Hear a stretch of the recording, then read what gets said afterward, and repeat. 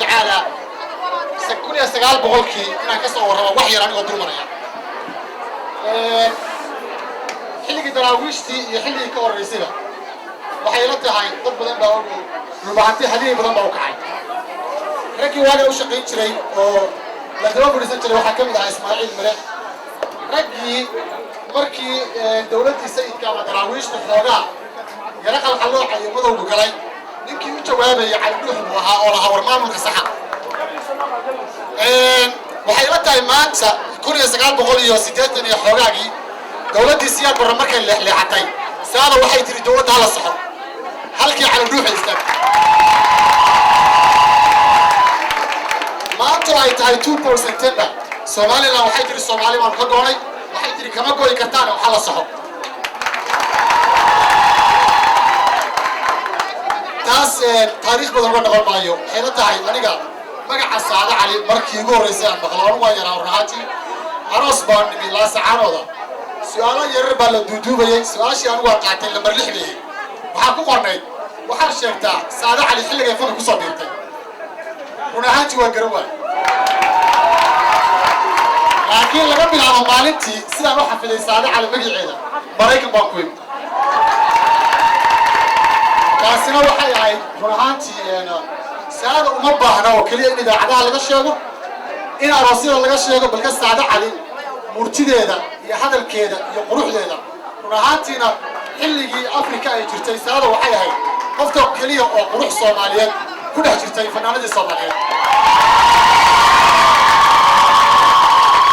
inta hadmaan hoos uga dago maanta saado dhinacii ragga iyo dhinacii dumarka way gashay waxaa kaloo jira laba nin oo dhalinyaro ah oo xilligii ay jireen garaad Maxamed وقرأ سليمان قرأ محمد ووجيها هي قرأ تامع وقرأ حتى ينوجه ووجيها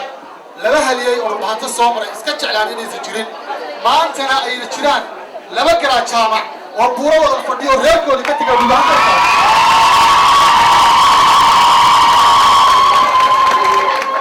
ما أنت مركب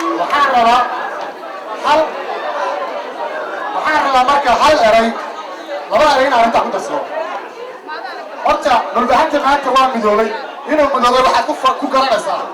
raggoodii madaxda ahaana waxay isugu geeyeen buurawada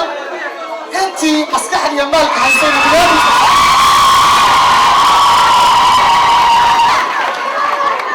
maanta marka halkii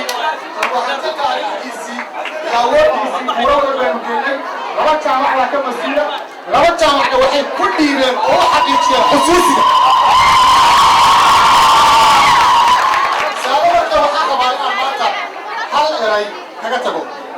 سامي مانتا انت صومدا كو تاغان ورنانتي كرب تاغان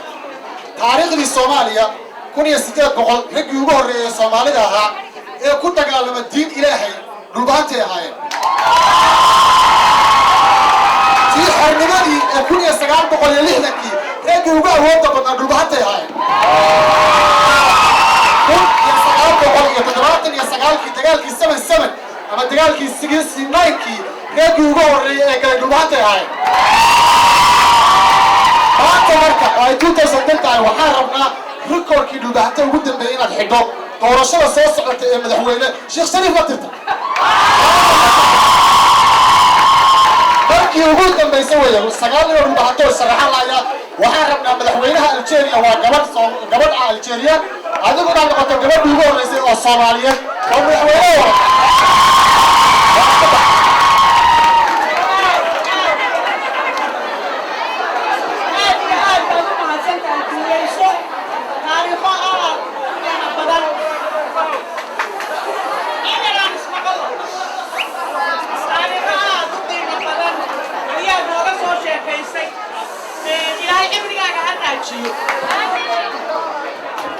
وانا بالسلامة يا دكينا شرفت له عاو حفلة السوية دكينا صوماليات waxaan aad ugu faraxsanahay soo dhaweynta qiimaha badan ee aad samayseen oo aan la malayn karin soo dhaweyntaas anigu waxaan u qaadanayaa Somali nimo, wadani nimo, yamid nimo. Ano dudul bahante wana hay. Oh, kredit talai gama puhin. Lakin sa Somali mo tagalama. Umada badan o Somaliyad ban hore ugu soo hadlay. Maanta dul bahanta anu hadlay. Dul bahanta Somali uu kamid yahay. Qabyaalad ay arkin anigu Djibouti baan u hadlay ogaadeen ayaan u hadlay Somaliland baan u hadlay koonfur baan u hadlay ummadda Soomaaliyeed meel kastoo ay joogaan shanta Soomaaliya kii dulmana waan u hadlaa kii ammaanlena waan ammaanaa kii waana u baahan waan waaniyaa kii qabasho u baahan waan qabtaa iimana kala sokeeyaan waa isugu kaymid ummadda Soomaaliyeed waxaan qabaa ummadda Soomaaliyeed inay qabiil kala ahayn waan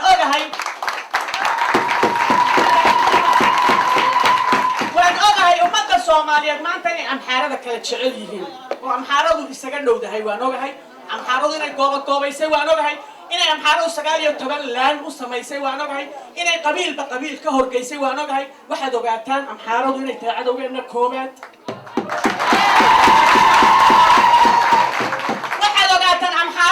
magaca Soomaaliyeed tirtiri lahayd haday tirtiri karto sida inooga faa'iideysan kartaa way inooga faa'iideysanaysaa waxayna haya wax kansar la yiraahdo oo qabiila kaasa Soomaaliyeed ka faa'iideysta marka amxaaradu waxay tiri reer hebelow ana hubku siinaya reer hebel iska celiyo soo ku xukumin ka eri goonidaada aad degan tahay qiyaamihiisa kii anigu aan u baahdana ii soo qabo ana xagga ku shaqaysanaya ayaan darooyinka ina haysta ee qabyaaladeed Soomaalidu waa isku af Soomaalidu waa isku dhaqan Soomaalidu waa isku diin Soomaalidu waa isku dal Soomaalidu waa isku midab sinaba uma kala soocna marka qabiilka la sheegaya muxuu yahay xaguu ka yimid toddobaatan qowmiyadood ba Itoobiya ka kooban tahay waligin ma dareenteen waa maya waxa weeye waa wadaniyiin Itoobiyaan لكن سإنه إنتنا بدن ودنيين مني وحنا هاي قبيلة استيان. مركا أنا جو ما أنت وان هذلي شلينا وان هذلي برينا وان هذل دونا. قف كستا أو Soomaaliya أو أركتي دارينا هو فهنسي هاي ماشى عن كيمان يا وحنا هذلي وحنا يا هاي دولميدون هاي سكون نقول كيش على دولمي جديدة يلو وما تسمع عليها دولمي ما أنت هسنا نقول خلينا Soomaaliyeed عاي مايو قف Soomaaliyeed عاي مايو هيك ما مدنا عاي وودا بوكيجي يا بيركيجا ودنا هيجا بدك تيجي بدح تيجا مركا سيدا وجادا aad baan idinku mahadinayaa isku xidhnaanshaha aad isku xidhan tihiin waxaan jeclahay idinku markaad isku xidhnaataan inaad Soomaalina isku soo xidhaan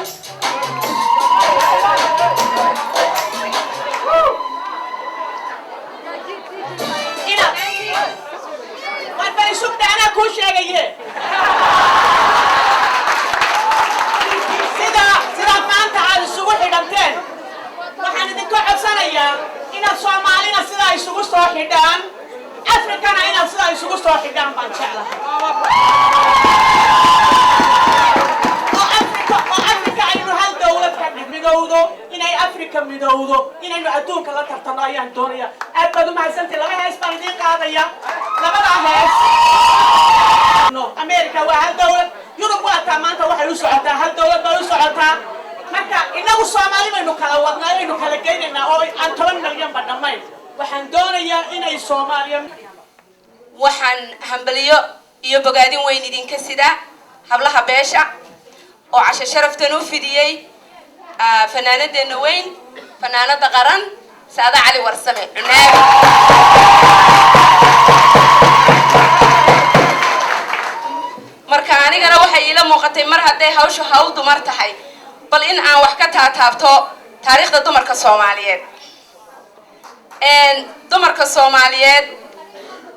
taariikhdoodu de waa hooyooyinkeena waynu wada ognahay hase yeeshee waxaan doonayaa in aynu weliba bilkhusuusan hablaha iyaga soomaalida cusub in aanu dareenno hooyadii hore sidii ay u noolaan jirtay. hooyadii hore Soomaaliyada ahayd iyadoo xayn yaroo adhiihi meel ugu oodan yahay intay subaxii dareeriso oo ay dhinaca kalena muqashii u dareeriso oo hadday doonto qaar kale mareegtii ku xidhatay dhinac maxay haytay uu kala wado iyadoo urkii dhexdaba ku sidaayay adhiga la foofi jirtay. marka waxaa laga yaabaa inay xataa adhiga dhexdiisii ku foolato. hooyadaasi inagu waxaynu maanta joognaa dunia casriya oo guryihii laynoo dhisay oo ama fundi ha dhisa ama injineer ha dhisay lagugu soo hoynayo iyadu faraheeday ku samayn jirtay. hadday gabdho leedahayna wax allaale wixii gabadha lagu rari lahaa maalintay guri gasho gacmaheeday ku samayn jirtay. qabadii ama hadday tahay aagaamihii caanaha lagu shuban lahaa tii lagu nuli lahaa tii lagu dhigi lahaa tii lagu dhaamin lahaa hadday tahay hoygii la geli lahaa kabadii aloolkii raradii maxay haytay xariirtii isku joog isdabaroor indhadaalis shanle saddexle falaq iyo darmadii waliba dheer.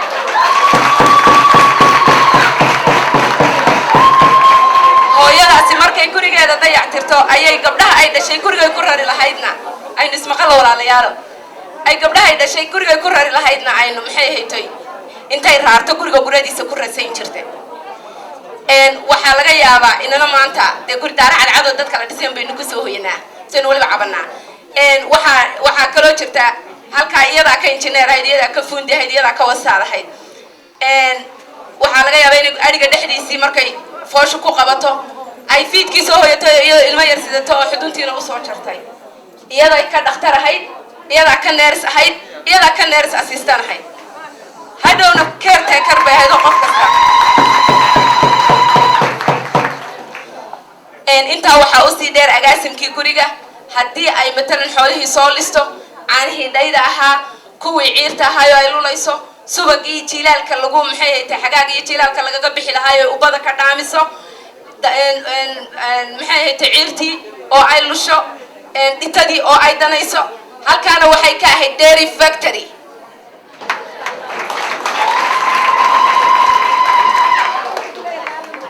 intaasoo kaliya may ahayne waxaa laga yaabaa gudcur madow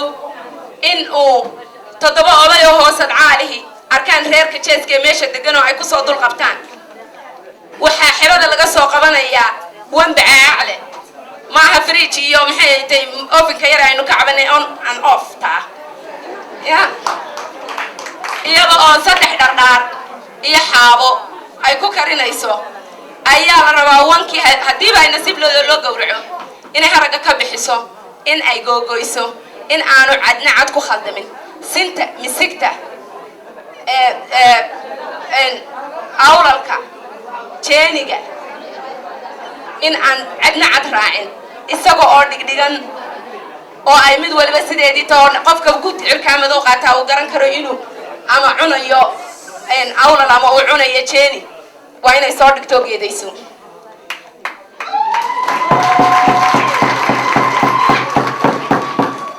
marka hooyada Soomaaliyeed taariikhdeedu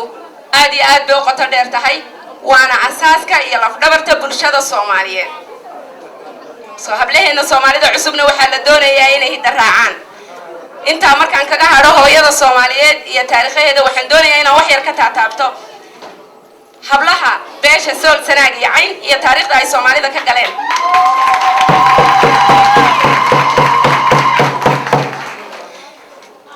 iyagoo la wadaaga taariikh weynta hablaha Soomaaliyeed ee kale ayaa hablaha Sool iyo Sanaag iyo Cayn anigu waliba waan yara durugsadaayo waxaan idhaahdaa Sool Sanaag Cayn iyo Ciid Wanaag. waan yara ballaarsadaa maadaama Ciid Wanaag ay xuduudda xagga shishe ka tahay dadka intooda badan ma tiriyaan laakiin anigu heegalan ka imid. marka kama tago badan Ciid Wanaag. marka hablaha beelweynta Sool Sanaag Cayn iyo Ciid Wanaag taariikh weyn bay ku lahaayeen. waad maqasheen waqtiyadii daraawiishtii raggii duufka cad u qaatay u bawac dhigay gumaysaha. waad garanaysaan oo taariikhda Britishka cid idinka sheekayn mayso British Empire-ka inaan calankiisa hoos loo ridi jirin sababtoo ah dunida oo dhan ayuu colonize garan jiro meelna waa ka habeen meelna waa ka maalin waxa la decide gareeyay inuu iska taagnaado rag baa u babac dhigay iyagoo waran la ah oo 20 sanadood chiefka u diiday raggaasi gabadha ay ku tiirsanaayeen gabdhaha beeshan ay ahaayeen sideedabana maxay tahay 20 sanadood ee dagaalka daraawiishtu socday 20 sanadood ee dagaalka daraawiishtu socday hablaha beeshu istaragalka way ku jireen caadiyan waxaa la yidhi waxaa loo tababari jiray in aan faraska oon la heensayn ay leeda fuusho iyadoo weliba sinu fuulaysa marka ay dagaalku dhacaan waad la socotaan taariikhda diyaaradii ugu horeysay Afrika lagu soo weeraray Soomaaliya lagu soo weeraray dhulkeenana lagu soo riday